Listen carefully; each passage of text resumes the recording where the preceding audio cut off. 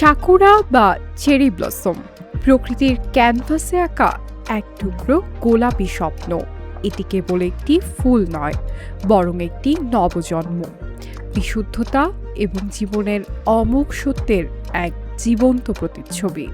বলছি জাপানের জাতীয় ফুল সাকুরার কথা। যখন বসন্তের মৃদু হাওয়ায় লাখো কোটি পাপড়ি একসঙ্গে মেলে ধরে, তখন গাছগুলোকে দেখে মনে হয় যেন গোলাপি মেঘ মাটি ছুঁয়েছে। এর প্রতিটি পাপড়ির খাঁজে লুকিয়ে থাকে এক অদ্ভুত কোমলতা, যা মানুষের মনকে নিমিষেই শান্ত করে দেয়। সাকুরার সবচেয়ে বড় বিশেষত্ব হল এর সংক্ষিপ্ত আয়ু। ফুটে ওঠার ঠিক কয়েকদিনের মধ্যেই এটি ঝরে পড়ে।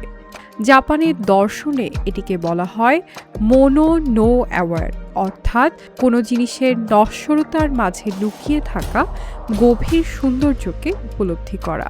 এটি আমাদের শেখায় যে জীবনের সুন্দর মুহূর্তগুলো ছোট হলেও তা চিরস্মরণীয়। জাপানে সাকুরার আগমনে উৎসবের আমেজ ছড়িয়ে পড়ে। ছুটির দিনগুলোতে পরিবারের সবাই মিলে চেরি গাছের নিচে বসে সময় কাটানোকে বলা হয় হানামি। ঝরে পড়া পাপড়ির বৃষ্টি বা সাকুরা ফুবুকির মাঝে হাঁটা এক স্বর্গীয় অভিজ্ঞতা।